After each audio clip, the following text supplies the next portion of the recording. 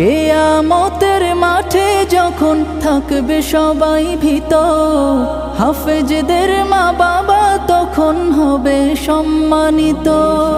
কিয়ামতের মাঠে যখন থাকবে সবাই ভীত, হাফেজদের মা বাবা তখন হবে সম্মানিত।